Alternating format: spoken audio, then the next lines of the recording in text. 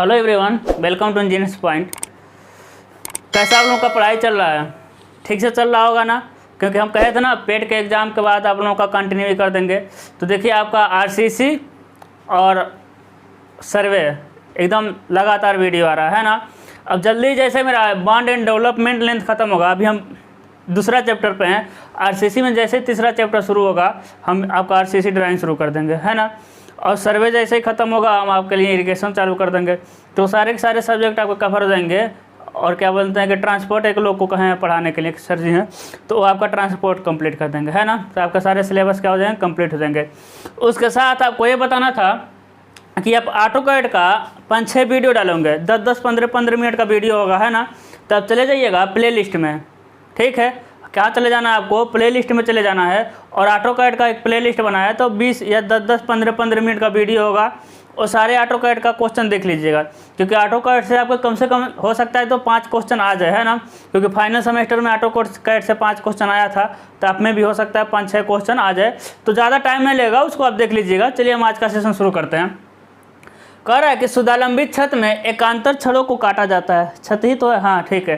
कह रहा है कि सुधालंबित छत में एकांतर छड़ को काटा जाता है कितने दूरी पर, L/4, L/2, L/7 या L/6, है ना।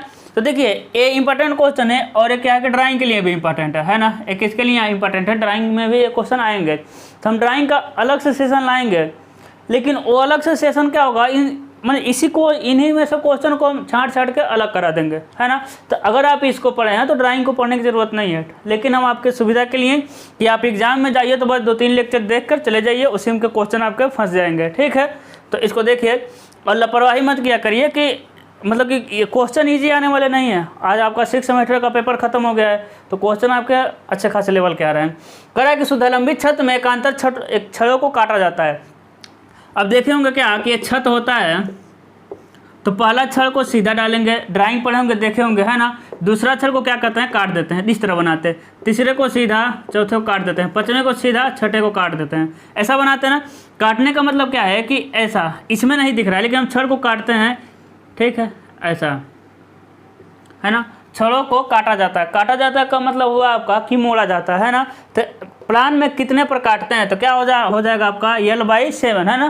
प्लान में आपका कटा ही दिख रहा है ना, लेकिन छड़ को काटते नहीं है। क्या करते हैं, छड़ को हम बेंड करते हैं, कितने पर, L/7 पे।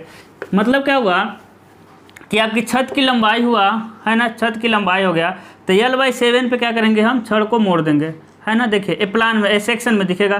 प्लान में इसको जब हम यहाँ से काट देंगे तो सिर्फ इतना ही छड़ दिखेगा, ठीक है। एक कट जाएगा तो L/7 एक एक्चुअली में कितना होता है, L/7 से लेकर L/10 तक, ठीक है। तो L/7 ना मिले और L/10 मिल जाए तभी आपका ऑप्शन हो जाएगा सही। कितने पर छड़ों को काटें, L/7 से लेकर L/10 पे। छत में ही नहीं, सब में काटते हैं। जैसे देखिएगा ये हो गया आपका सिंपली सपोर्टेड बीम। ये क्या हो गया आपका, सिंपली सपोर्टेड बीम। इसकी लंबाई हो गई L, है ना। तो कितने पर मोड़ देंगे, इसको बेंड कर देंगे, L/7। यानी ए वाला दूरी कितना है, L/7। ए वाला दूरी कितना मिलेगा, L/7, ठीक है। छत में हम देख ही लिए। इसके साथ साथ एक आता है कैंटिलीवर बीम, है ना, सबको पता होगा कैंटिलीवर बीम।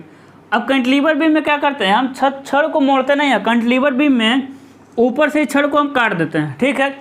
तो कितने दूरी पर काटते हैं कैंटिलीवर बीम में, यदि कैंटिलीवर की लंबाई L है, कैंटिलीवर की लंबाई कितना है, L है, तो L/2 पे क्या करेंगे, हम छड़ को काट देंगे। समझ आ रहा है। सिंपली सपोर्टेड बीम में छड़ को मोड़ते हैं, यानी बेंट करते हैं, उसमें बेंट ऑफ बार करते हैं। लेकिन क्या करते हैं कैंटिलीवर बीम में उस छड़ को हम काट देते हैं, है ना। उसमें हम मोड़ते नहीं, क्या करते हैं, हम काट देते हैं। तो काटते किस में है, कैंटिलीवर में। मोड़ते किस में हम, सिंपली सपोर्टेड में, बीम हो या फिर छत हो, है ना। अगला क्वेश्चन आपसे कि कैंटिलीवर बीम में मेन रेनफोर्समेंट को कहाँ डालते हैं, नीचे डालते हैं कि ऊपर डालते हैं। कैंटिलीवर बीम में मेन रेनफोर्समेंट को कहाँ डालते हैं, तो आप कहेंगे कैंटिलीवर बीम में मेन रेनफोर्समेंट को ऊपर डालते हैं। क्यों, क्योंकि टेंसाइल जोन ऊपर आता है। सिंपली सपोर्टेड बीम में मेन छड़ को कहाँ डालते हैं, नीचे डालते हैं, क्योंकि टेंसाइल जोन सिंपली सपोर्टेड में कहाँ आता है, आपका नीचे आता है ना। कहाँ आएगा, नीचे आएगा। समझ में आया क्वेश्चन। अगला देखते हैं। अगला क्वेश्चन क्या कह रहा है, कह रहा है कि आरसीसी का समतुल्य क्षेत्रफल होता है। क्या कह रहा है आपका, आरसीसी का समतुल्य क्षेत्रफल होता है। समतुल्य क्षेत्रफल आरसीसी का समतुल्य क्षेत्रफल होता है, आरसीसी का समतुल्य क्षेत्रफल होता है, दिख रहा है, ठीक है ना। क्या हो जाएगा आपका ए बी सी और डी, क्या मिल जाएगा आपका M A C plus S T, M A C plus S T, है ना। बी का मिल जाएगा आपको A C plus M S T, A C plus M A S T.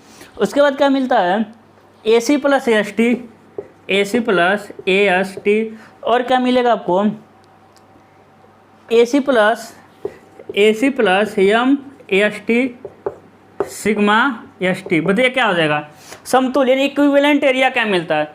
Equivalent area का मतलब समझिएगा, जैसे कि क्या है ना, जब देखिए एक क्या हो गया, कॉलम हो गया, है ना, एक क्या हो गया कॉलम। जब भी हम कॉलम का है ना, तो कॉलम पर लोड आएगा कंप्रेशन। थर्ड ईयर के एग्जाम में क्वेश्चन आया था कॉलम पे कौन सा लोड आता है, तो कॉलम पे कौन सा लोड आता है, हमेशा कंप्रेशन लोड आता है ना। आ गया ए हो गया मेन रेनफोर्समेंट, दोनों क्या हो गए मेन रेनफोर्समेंट, ठीक है। अब ये पी लोड आ रहा है, तो पी लोड को कौन लेगा, समझिए ये पी लोड को कौन वहन करेगा, एक कंक्रीट पीसी, एक कंक्रीट स्टील, है ना। यानी ये जो पी लोड है इसको कंक्रीट वहन कर लेगा, स्टील वहन कर लेगा। पीसी यानी लोड कंक्रीट का, पीएस यानी लोड स्टील जो वहन कर रहा है। तो क्या हो जाएगा आपका समझिएगा, पीसी क्या हो जाएगा प्रतिबल गुणा क्षेत्रफल, एक बल ही तो है, तो प्रतिबल सिग्मा सीसी भाई कंप्रेशन क्षेत्रफल कंक्रीट का क्षेत्रफल, प्लस पीएस क्या हो गया आपका कंक्रीट में उत्पन्न प्रतिबल, और एएस यानी स्टील का क्षेत्रफल, है ना। सी मतलब कंक्रीट, सी माने कंप्रेशन, क्योंकि कंप्रेशन लोड आ रहा है, और सी कंक्रीट पे। यस मतलब स्टील और सी मतलब कंप्रेशन, स्टील पे कंप्रेशन लोड आ रहा है, इसमें दोनों पे कंप्रेशन लोड आ रहा है। अब समझिएगा फिर आप पढ़े होंगे एक sigma S C equal to M sigma C C, कहीं पढ़े होंगे ना, इसके पहले इसको पढ़ा जाता है sigma S C equal to M sigma C C. अब इसी में रखना है सिग्मा सी सी गुणे ए सी प्लस, समझिएगा सिग्मा एस सी की जगह हम क्या रख दें यम सी सी गुणे ए एस, है ना। और समझिएगा पी इक्वल टू क्या कॉमन हो जाएगा सिग्मा सी सी, है ना। सिग्मा सी सी क्या हो जाएगा कॉमन, बचेगा आपका ए C plus M A S, क्या बचेगा A C plus M A S. अब समझिएगा यहाँ क्या काम हुआ, यहाँ काम क्या हुआ बल, क्या हुआ आपका बल हुआ, दिखा दे रहा, हाँ बल हुआ। ए हुआ आपका क्षेत्र प्रतिबल, ए क्या हुआ इतना पोर्शन हुआ आपका क्षेत्रफल। फार्मूला बना बल गुणे बल बराबर प्रतिबल गुणे क्षेत्रफल।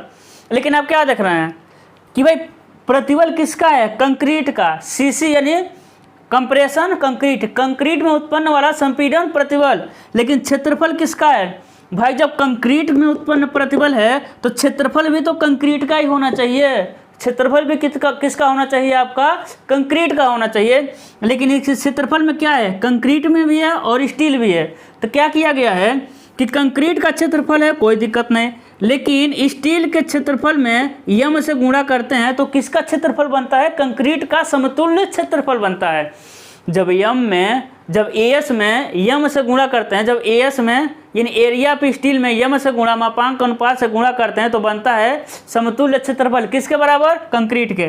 तो ये आपका है कंक्रीट का समतुल्य क्षेत्रफल, क्योंकि ये प्रतिबल कंक्रीट का है तो कंक्रीट का ही क्षेत्रफल आएगा। लेकिन कंक्रीट का क्षेत्रफल में एएस जुड़ा है इसीलिए इसका नाम है कंक्रीट का समतुल्य क्षेत्रफल। किसका क्षेत्रफल समतुल्य क्षेत्रफल। समझिएगा जैसे कि एक गोला है, हम कह देंगे कि 10 स्क्वायर मीटर इसका क्षेत्रफल है, और एक ऐसे है एक ऐसे है, तो कहेंगे इसका क्या है कि इसका इस गोले का क्षेत्रफल कितना है। तो भाई ये गोला थोड़ी है, ये गोला नहीं है ना भाई, इसका तो 10 है इसका 10 है, लेकिन इसको गोला कैसे बनाएंगे भाई। मान लेंगे कि भाई जो नीचे आया है ऊपर चला जाए, जो ऊपर आया है थोड़ा नीचे चला जाए, है ना।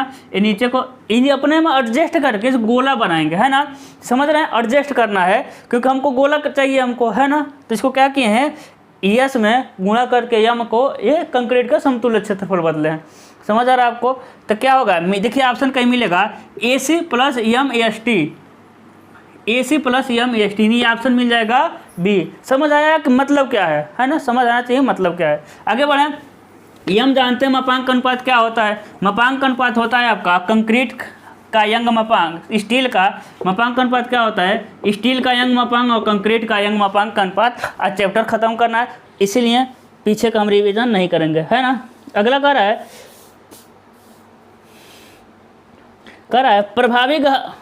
प्रबलन का प्रभावी आवरण होता है। अच्छा क्वेश्चन है, प्रबलन का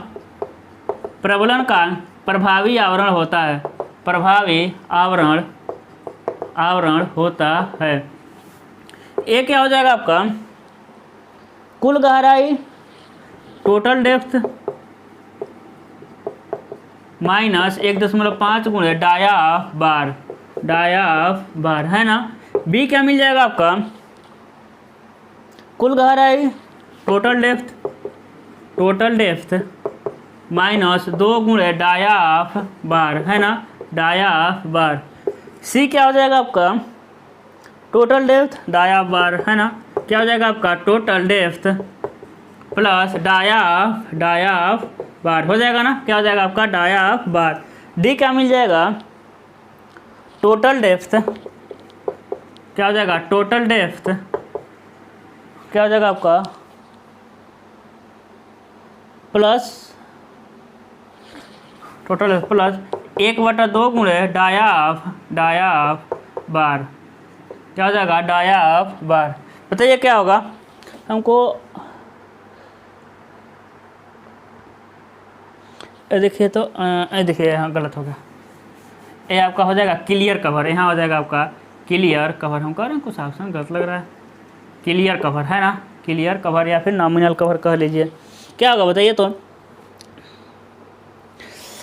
है ना। प्रबलन का प्रभावी आवरण क्या होगा, प्रबलन का प्रभावी आवरण कहते हैं या फिर बीम का प्रभावी आवरण कहते हैं, है ना। कितना होगा समझिएगा, बताइए समझ आ रहा है कि नहीं आप लोगों को, बताइए समझ आ रहा है, ज़रूर आज बताइएगा समझ आ रहा है कि नहीं।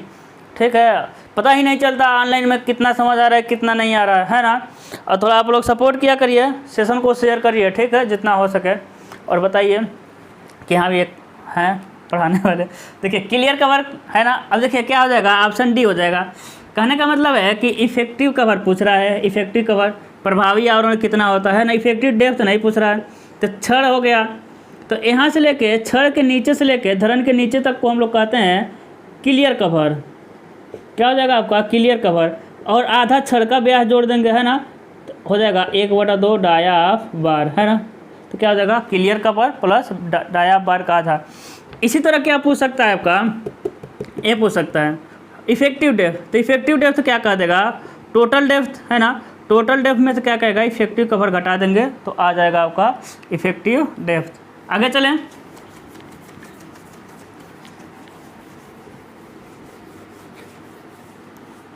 अगला क्वेश्चन देखिए। अगला क्वेश्चन क्या कह रहा है,